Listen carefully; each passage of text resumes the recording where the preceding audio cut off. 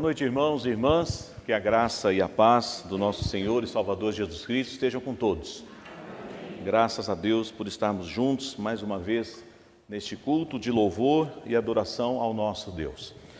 Nós estamos, amados irmãos, a partir de hoje entrando numa semana muito especial para a nossa vida, para a nossa igreja. É claro que ela nunca ocorre na mesma época do ano, ela tem aí seu período de acordo com outras datas, mas o mais importante para nós não é exatamente se estamos seguindo à risca a data e a ocasião própria, mas é nos lembrarmos do que aconteceu na última semana de Jesus, antes dele ser levado à cruz. Pelo menos uma vez por ano, assim como acontece no período do Natal, nós temos a oportunidade de mergulhar um pouco mais fundo nesse período da vida do nosso Senhor Jesus. Mas nós falamos disto o ano inteiro. Eu diria que falar da obra vicária de Cristo na cruz não é uma mensagem apenas que nós devemos trazê-la à igreja no período da Páscoa. Nós falamos, por exemplo, do Natal, do nascimento de Jesus, sempre mais especificamente no mês de dezembro. Mas falar da obra de Cristo na cruz, da sua morte, da sua ressurreição, é a mensagem central do Evangelho. Portanto, nós não estamos nessa noite apenas só cumprindo um calendário litúrgico ao expressar aquilo que Deus falará ao nosso coração. Eu disse hoje pela manhã aos irmãos que estavam aqui que a mensagem terá assim, um tom mais de história, de uma série de relatos. Eu vou até me valer aqui de algumas anotações, de algumas pesquisas que eu fiz, porque são muitas informações, então eu conto aí com a sua compreensão.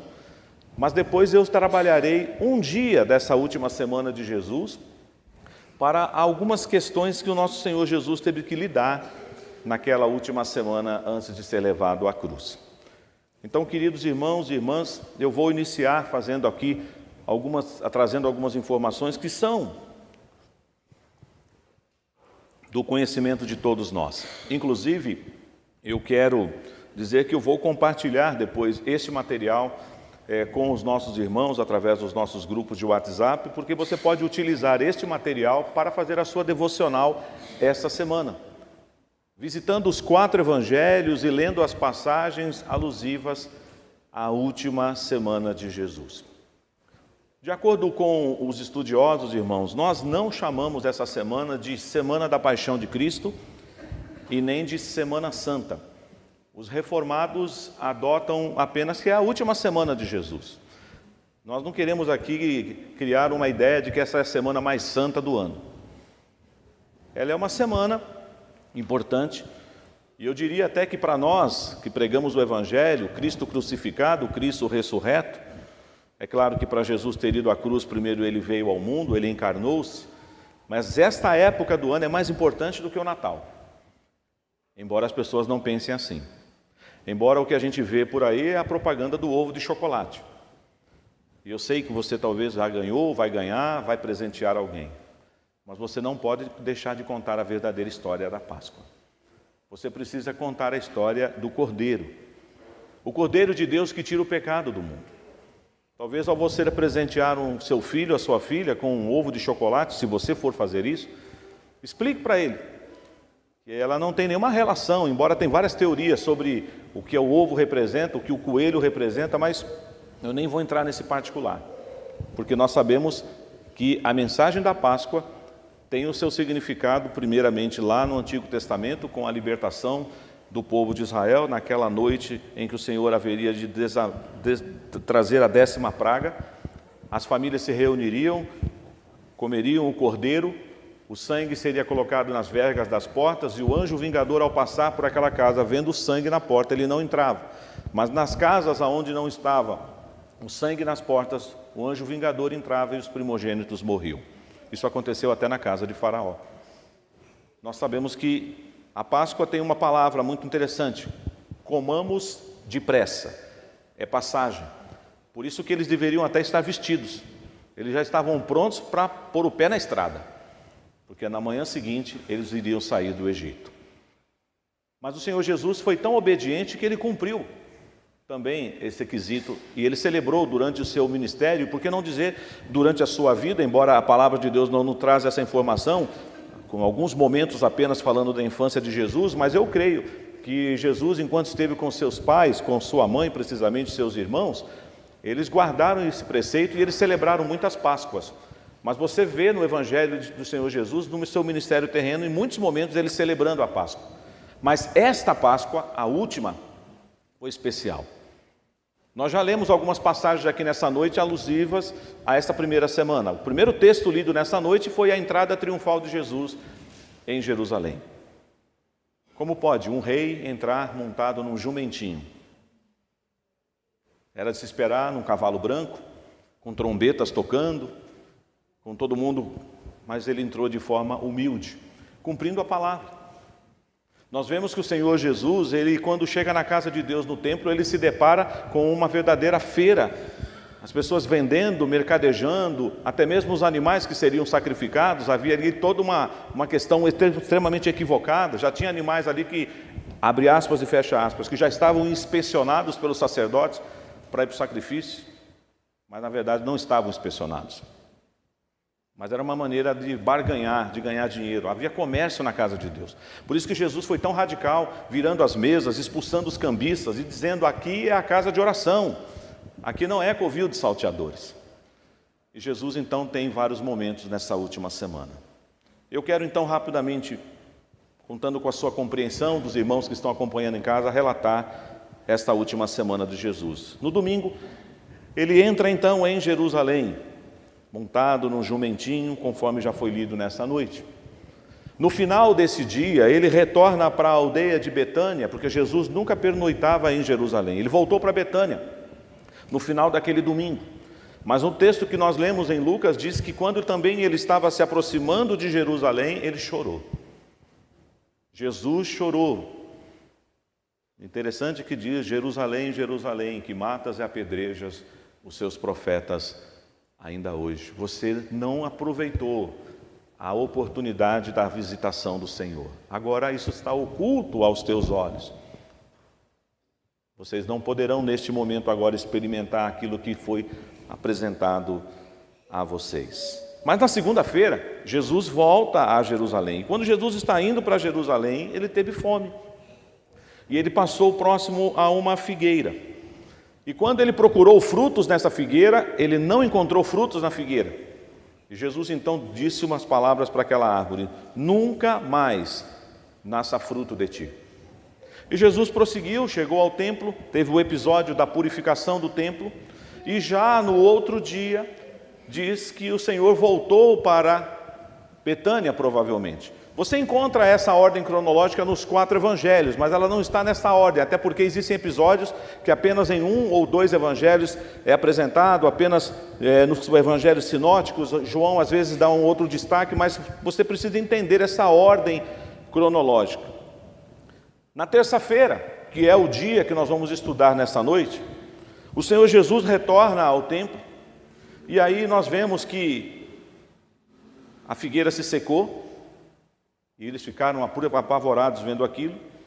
E nessa terça-feira, o Senhor Jesus agora passará por uma sabatina dos líderes religiosos da época. Fariseus, escribas, herodianos, saduceus, intérprete da lei. E para a glória do nosso Deus, Jesus vai tirar 10 em tudo. Ele passará com excelência nessa sabatina. A ideia que eu quero de vocês, quando falarmos daqui a pouco sobre essa experiência de Jesus com esses homens, era como que Jesus fosse uma ovelha, e ele era, a Bíblia diz, né? Foi levada perante os seus tosqueadores, aqueles que haveriam de verificar se ela estava apta para ser apresentada como sacrifício. E sabe qual foi o resultado final? Essa ovelha, esse cordeiro está pronto para ser imolado. Ele é perfeito. Ele está pronto para ser sacrificado, embora aqueles homens não tinham consciência do que estavam fazendo. Nessa mesma terça-feira temos o episódio da oferta da viúva pobre. Jesus estava ali no templo e observou os homens depositando grandes quantias no gasofilácio, e vem a viúva pobre com 2 moedinhas e deposita, e Jesus, olhando aquela situação: vocês viram o que essa mulher acabou de fazer? Ela deu tudo. E os homens não entenderam. Falou, como assim? Ela deu só 2 moedinhas. Os outros só davam grandes quantias. Falou assim, mas eles estão dando da sobra. Do resto, ela deu tudo o que ela tem.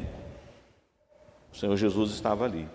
Também já estudamos aqui, durante todo o mês de março, o sermão escatológico. Foi nessa terça-feira que Jesus, no templo, após responder várias perguntas dos religiosos da época, ele profere o sermão profético, que nós estudamos vastamente no sermão durante o mês de março. Na quarta-feira, já estava tudo armado para matarem Jesus. Jesus, inclusive, avisa os seus discípulos, daqui 2 dias eu serei entregue para ser crucificado. O mesmo texto, então, nos informa que os sacerdotes, os religiosos, estão arquitetando como farão isso. Mas interessante que nesse dia aconteceu uma coisa muito linda lá em Betânia. Jesus estava participando de uma ceia e de repente, e a Bíblia fala, de acordo com o Evangelho segundo João, capítulo 12, que Maria, a irmã de Lázaro e Marta, ungiu Jesus. Judas Iscariotes achou um absurdo, que desperdício. Por que estão fazendo isso com esse perfume tão caro? Poderia vendê-lo e distribuir esse dinheiro aos pobres, como se Judas estivesse preocupado com a pobreza das pessoas. Ele era ladrão. E aí nós vemos a palavra de Deus dizendo que Jesus falou assim, não, essa história será contada nas próximas gerações, porque ela está preparando o meu corpo, ela está me embalsamando para a minha morte. E ela fez isso como ato de adoração. Vemos os homens então conspirando isso na quarta-feira para tirarem a vida do nosso Senhor Jesus. Eis que chega a quinta-feira. Na quinta-feira aconteceram muitas coisas. Jesus então manda os seus discípulos preparar a Páscoa. Jesus dá ordem aos seus discípulos para que procurem um homem que está carregando um cântaro. Seguem esse homem até a sua casa. E quando chegam lá, diz assim, o mestre manda perguntar, onde é o aposento? Onde eu vou preparar a Páscoa com os meus discípulos? Ou vou comer a Páscoa com os meus discípulos?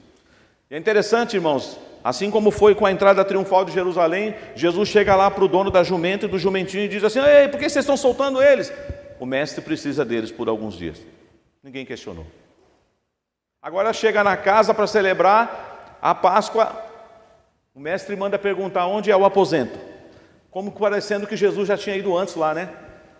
Mas Jesus falou, por aqui, ó, é aqui que Jesus vai celebrar a Páscoa. Interessante que, eu já disse isso aqui numa outra ocasião, tudo que o Senhor Jesus usou na sua vida terrena não era dele. A manjedoura não era dele. O jumentinho não era dele. O cenáculo não era dele. E nem a cruz era dele. Mas ele tomou sobre si as nossas dores, as nossas enfermidades, para que tivéssemos vida e vida em abundância. Na quinta-feira, então, nesse momento tão especial da Páscoa, muitas coisas acontecem durante a Páscoa. Nós temos o relato de Mateus, de Marcos e Lucas, mas João abre para nós a cena e dá mais significado para tudo aquilo que acontece a partir do capítulo 14, ou melhor dizendo, a partir do capítulo 13. Jesus lava os pés dos discípulos durante a Páscoa.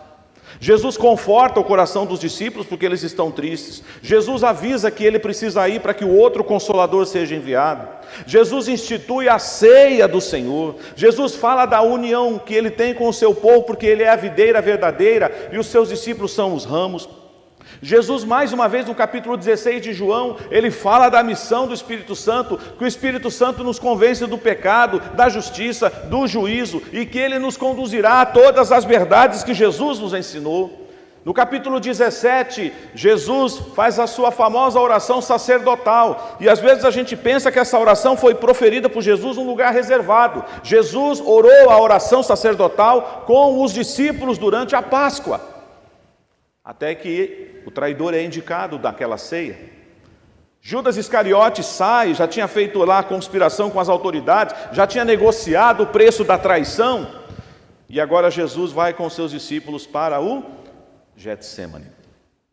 Já estamos na virada da noite, na madrugada de quinta para sexta-feira, e o nosso Senhor Jesus agonizará em oração, levará os seus discípulos para orar, os discípulos dormirão. Jesus diz, vocês não podem vigiar nem uma hora comigo. E Jesus faz aquela oração de entrega, de submissão e diz, Pai, se possível, passa de mim esse cálice.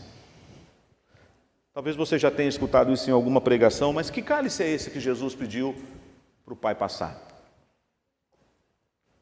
Você tem ideia de que cálice Jesus está falando? é o cálice da ira de Deus. Será que nós podemos imaginar que cálice foi esse que o Senhor Jesus pediu para o Pai afastar dele? Mas ele falou algo muito lindo, ele falou, mas contudo, não seja como eu quero, mas como tu queres. Isaías capítulo 53, o profeta messiânico diz que agradou ao Senhor moê-lo, fazê-lo enfermar. Hoje você já deve ter lido a pastoral do boletim, Jesus, o trigo de Deus que foi moído.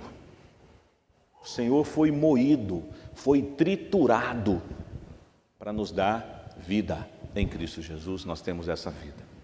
Sexta-feira então está chegando, mas Pedro será advertido por Jesus que negaria ele antes que o galo cantasse. E naquela madrugada, ao redor de uma fogueira, enquanto ele se aquentava e acompanhava à distância o julgamento, numa calada da noite, um julgamento totalmente fora de ordem, fora de propósito, aonde Jesus está ali ouvindo vários falsos testemunhos, nada consegue incriminar Jesus, e a criada fala, você é um deles. E ele diz, eu não conheço esse homem. Por 3 vezes, Pedro nega Jesus. Está chegando agora amanhã, de sexta-feira, e Jesus está indo para a cruz. Alguns evangelhos dizem que ele teve a ajuda de Cirineu para carregar a cruz, em outros lugares diz que ele mesmo carregou o seu próprio madeiro até a cruz, fazendo até uma analogia com o sacrifício de Isaque no Antigo Testamento. E Jesus na cruz, ele proferirá algumas palavras que muitas igrejas preparam o culto das 7 palavras. E nós encontramos então a primeira palavra de Jesus na cruz: Pai, perdoa-lhes porque não sabem o que fazem. A segunda palavra de Jesus na cruz é: em verdade te digo, que hoje estarás comigo no paraíso. Palavras essas proferidas a um dos ladrões da cruz. A terceira palavra de Jesus se dirige à sua mãe e ao discípulo amado João: mulher, eis aí teu filho. Eis aí a tua mãe. Jesus se preocupou em cuidar da sua família, mesmo naquele momento de dor. A quarta palavra, que particularmente para mim é mais impactante, não que as outras não sejam, mas Jesus exclama. Quando ele percebe que agora, o tempo todo, ele tem a presença do Pai com ele, mas dá a impressão que nesse momento aqui da cruz, quando se faz trevas por volta do meio-dia, até as 3 horas da tarde, o dia vira noite, e todas as coisas ficam escuras e densas, e de repente Jesus exclama na cruz: Eli, Eli, Eli, lama sabachthani. Deus meu, por que me desamparaste? Onde está o Pai naquela hora? Por que Jesus deu esse grito? Por que Jesus exclamou dessa forma? Porque o Pai estava com o cutelo na mão para imolar o seu próprio filho, para derramar o cálice da sua ira sobre o seu filho, para que nós tivéssemos hoje condição de estar aqui. Nós não podemos deixar de contar essa história, seja no período que antecede a Páscoa, ou seja em qualquer outra época do ano. É a história da nossa vida. Jesus está ali na cruz, então profere essa quarta palavra. E a quinta palavra do Senhor Jesus, para se cumprir também profecias, ele diz: eu tenho sede. E para trazer mais dor e sofrimento ao nosso Salvador, o que eles fizeram? Deram água para Jesus? Deram vinagre. Pode imaginar a dor? Deram vinagre para o nosso Senhor Jesus. Mas chega um determinado momento em que o Senhor Jesus, quando talvez as pessoas diriam: vamos quebrar as pernas, vamos quebrar os seus ossos, nenhum osso do Senhor Jesus será quebrado, porque quando tudo estava cumprido, ele também profere uma palavra que é muito forte. Ele não disse: estou consumido. Ele disse: está consumado. Tetelestai, está pago. A dívida foi paga. Não há mais escrito de dívida contra o meu povo. Jesus pagou a dívida impagável. Por isso ele pôde proferir. E após ele proferir, está consumado, então ele disse: em tuas mãos eu entrego o meu espírito. E reclinou a cabeça. Quando foram tentar lá quebrar as pernas para adiantar a morte, falaram: não, ele já morreu. Lembram das palavras de Jesus: ninguém tira a minha vida. eu espontaneamente a dou.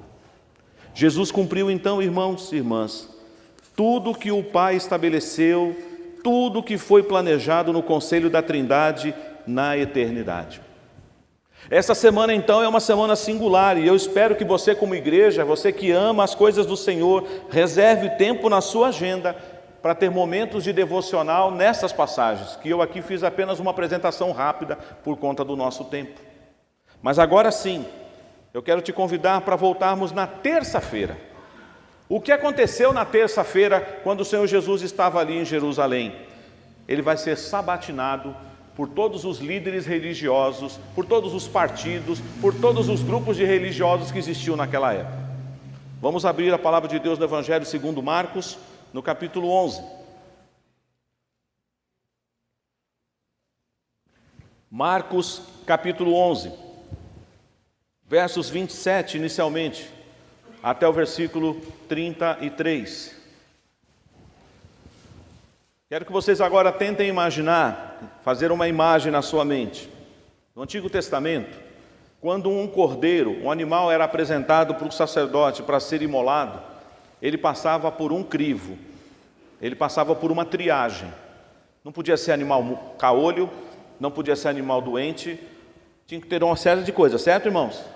O nosso Senhor Jesus agora, claro que num sentido figurado, eles nem têm ideia que estão fazendo isso, estão inspecionando o cordeiro. Estão verificando se esse cordeiro está sendo apropriado, ele é digno de ser apresentado como sacrifício. João Batista exclamou quando Jesus passou: eis o Cordeiro de Deus que tira o pecado do mundo. Nós não temos um número, mas certamente milhares de animais foram sacrificados e imolados na antiga aliança, mas o sangue daqueles animais não foi suficiente para nos redimir. Por isso que o escritor aos Hebreus diz que de uma vez por todas, o nosso Senhor Jesus, que é o nosso sumo sacerdote segundo a ordem de Melquisedeque, é também a oferta expiatória pelo pecado. Ele se fez maldito na cruz, ele se fez pecado por nós. Mas nesse dia, conforme nós leremos agora algumas passagens, ele vai passar com excelência, porque ele é o nosso bendito Salvador, o mestre dos mestres, o Senhor dos senhores. Vamos ler todos juntos? Marcos capítulo 11, dos versos 27 a 33. Então regressaram para Jerusalém, e andando ele pelo templo, vieram ao seu encontro os principais sacerdotes, os escribas e os anciãos, e lhe perguntaram: com que autoridade fazes estas coisas? Ou quem te deu tal autoridade para as fazeres? Jesus lhes respondeu: eu vos farei uma pergunta, respondei-me e eu vos direi com que autoridade faço estas coisas. O batismo de João era do céu ou dos homens? Respondei. E eles discorriam entre si: se dissermos do céu, dirá, então por que não acreditastes nele? Se porém dissermos dos homens, é de temer o povo, porque todos consideravam a João como profeta. Então responderam a Jesus: não sabemos. E Jesus, por sua vez, lhes disse: nem eu tampouco vos digo com que autoridade faço estas coisas. Queriam colocar Jesus contra a parede, queriam colocar Jesus numa situação delicada. Não é a primeira vez que Jesus se sai bem, porque Jesus é aquele que não só conhece o discurso que sai da boca, mas Jesus é aquele que vai primeiro e olha o coração, antes mesmo do discurso ser proferido. O Senhor já sabia qual era a intenção desses religiosos. Eles queriam criar pretexto, ocasião para acusar Jesus e dizer: ele tem que morrer, ele tem que ser punido e crucificado. Mas não deu certo. Jesus usou um método muito interessante. Em vez de responder a pergunta, faz uma outra pergunta. E a pergunta de Jesus era complicada, porque dependendo da resposta, eles iriam estar numa situação difícil diante das pessoas. Jesus faz uma pergunta sobre o ministério de João Batista. João Batista batizava vocês, era o batismo do céu ou dos homens? E eles começaram a conversar, e eram homens sábios, hein? Escribas, fariseus e anciãos. Fizeram lá uma conversa rapidinha, falou assim: e aí, o que a gente fala? E a gente não pode falar isso não, se a gente falar isso, ele pega a gente aqui. Se a gente falar isso aqui, ele pega a gente aqui. Então é melhor a gente ficar no campo neutro. mestre, nós não sabemos. Ah, vocês não sabem? Então tá bom, também não vou falar para vocês com que autoridade eu faço esses sinais. Estamos conversados? Então frustraram eles não conseguiram incriminar Jesus. Mas vocês pensam que eles desistiram? Não, vamos mandar outro grupo. Nós não fomos bem sucedidos na nossa empreitada, vamos mandar outro grupo. Agora vamos aí no capítulo 12, versículo 13 até o versículo 17. Marcos capítulo 12, do 13 ao 17. Vamos ler também? Enviaram-lhe alguns dos fariseus e dos herodianos, para que os apanhassem alguma palavra. Chegando, disseram-lhe: Mestre, sabemos que és verdadeiro e não te importas com quem quer que seja, porque não olhas a aparência dos homens, antes, segundo a verdade, ensinas o caminho de Deus. É lícito pagar tributo a César ou não? Devemos ou não pagar? Mas Jesus, percebendo-lhes a hipocrisia, respondeu: Por que me experimentais? Trazei-me um denário para que eu o veja. E eles lhe trouxeram. Perguntou-lhes: De quem é esta efígie e inscrição? Responderam: De César. Disse-lhes então Jesus: Dai a César o que é de César, e a Deus o que é de Deus. E muito se admiraram dele. Agora a questão vai para a esfera política. Nós sabemos que quem está dominando aquela região toda é Roma. Há ordens, os judeus têm que pagar tributos, têm que pagar impostos. É bem verdade que eles eram extorquidos, explorados, por isso que os publicanos não eram bem vistos por eles. E é interessante que Jesus aqui é colocado numa situação delicada, porque se Jesus respondesse prontamente assim: tem que pagar o imposto, ele já ia criar um problema sério com os judeus. Como assim? Tem que pagar? Tanta corrupção. E se ele falasse assim: não pode pagar, é ilícito? Os soldados romanos já iam falar assim: opa, tem um baderneiro aqui, que está propagando que nós não devemos pagar tributos. Jesus falou: não vou nem por um caminho, nem por outro. Jesus falou assim: traz a moeda aí.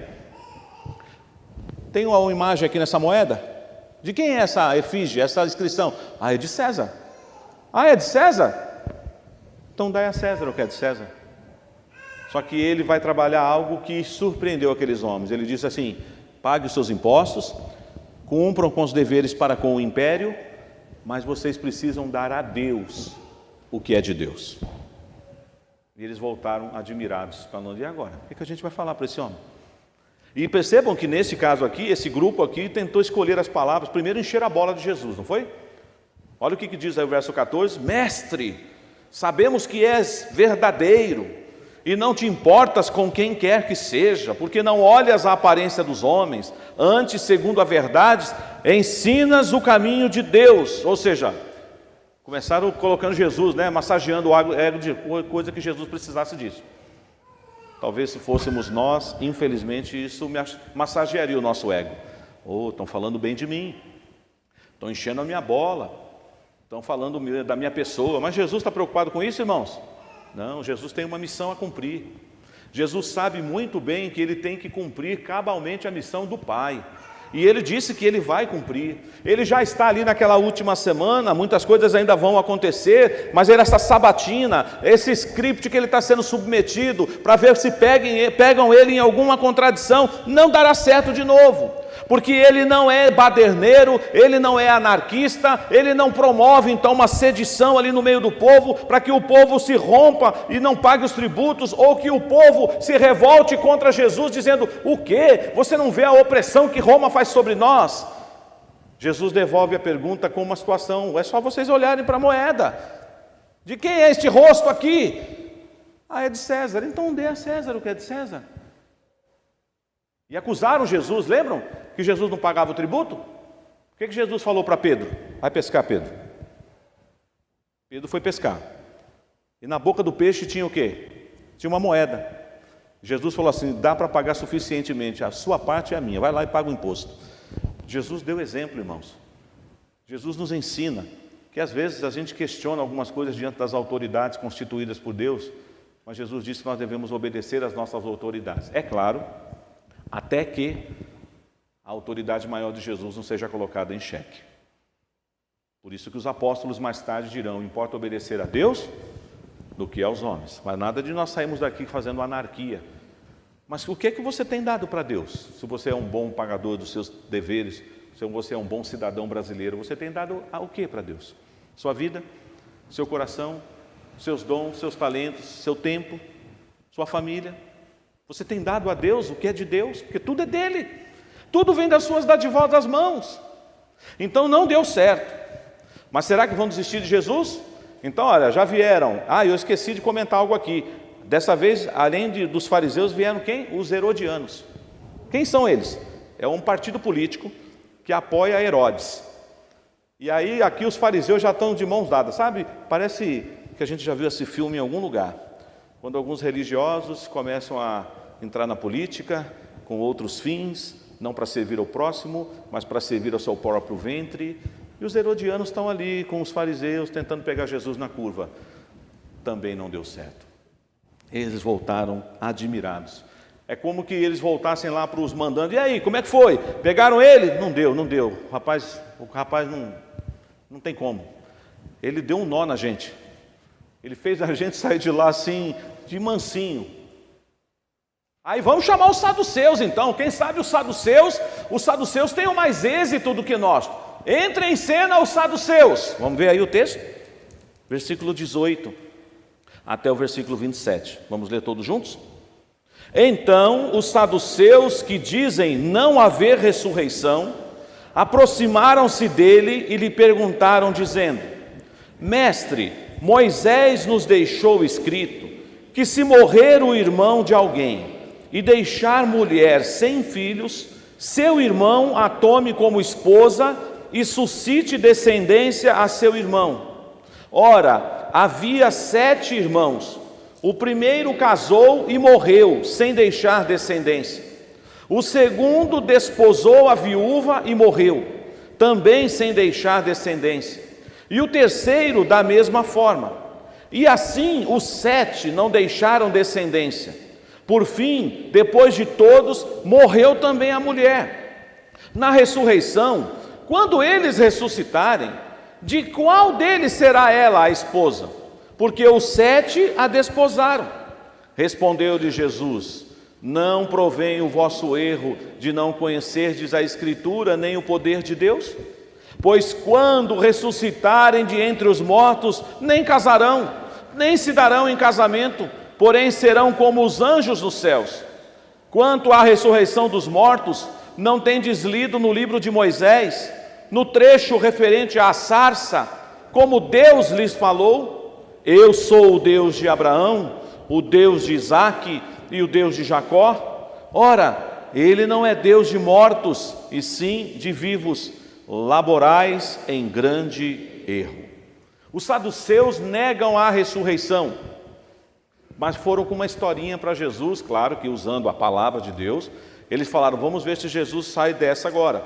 Eles pegaram uma situação do Antigo Testamento, que é o levirato, aonde quando um homem era casado com uma mulher e eles não tinham filho, se esse homem viesse a morrer, a mulher não poderia ficar desamparada. Então o irmão, o cunhado, tinha que casar com a cunhada e dar descendência para o seu irmão. E eles colocam a história de uma forma tão absurda, porque olha que coisa a situação: 7 irmãos, ninguém tem filho, todos casam com a cunhada e não tem filho, e depois morre a esposa. E aí eles perguntam assim: e aí, quando eles ressuscitarem, e a mulher também, ela vai ser esposa de quem? Mas eles não creem na ressurreição, eles não acreditam na ressurreição. Eles só estão querendo criar situação para colocar Jesus em contradição com a própria palavra de Deus. Eles estão querendo fazer com que Jesus tropece na lei de Deus. Mas Jesus é o mestre por excelência. Ele foi obediente em todas as coisas. Ele cumpriu todos os preceitos da lei. Não vai dar certo. Estão apertando o cerco com o nosso Salvador. A sabatina está cada vez mais aguerrida. Fariseus, anciãos, escribas, herodianos, saduceus. Mas Jesus, mais uma vez, louvado seja Deus, passou na sabatina. Mas aí agora aparece um tentando falar assim: vamos colocar assim de uma forma mais pessoal. Agora não vem o grupo, mandaram só um. Talvez fizeram uma seleção. Vai você agora, você é o melhor dos nossos. Você é o intérprete da lei. Capricha, hein? Vê se você consegue pegar Jesus na curva. E aí olha o que o texto diz, vamos ver aí a partir do verso 28. 28 até o versículo 34. Marcos 12, 28 a 34. Vamos ler? Chegando um dos escribas, tendo ouvido a discussão entre eles, vendo como Jesus lhes houvera respondido bem, perguntou-lhe: qual é o principal de todos os mandamentos? Respondeu Jesus: o principal é: ouve, ó Israel, o Senhor nosso Deus é o único Senhor. Amarás, pois, o Senhor teu Deus de todo o teu coração, de toda a tua alma, de todo o teu entendimento e de toda a tua força. O segundo é: amarás o teu próximo como a ti mesmo. Não há outro mandamento maior do que estes. Disse-lhes o escriba: muito bem, mestre, e com verdade dissestes que ele é o único, e não há outro senão ele, e que amar a Deus de todo o coração, e de todo o entendimento, e de toda a força, e amar ao próximo como a si mesmo, excede a todos os holocaustos e sacrifícios. Vendo Jesus que ele havia respondido sabiamente, declarou-lhe: não estás longe do reino de Deus. E já ninguém mais ousava interrogá-lo. Esse aqui ainda chegou quase lá. Porque ele foi para a Bíblia, ele pegou, mandou Jesus ler Deuteronômio capítulo 6. Senhor, qual é o maior mandamento? Claro, irmãos, que permitam-me a liberdade de falar isso. Que ousadia dele, né?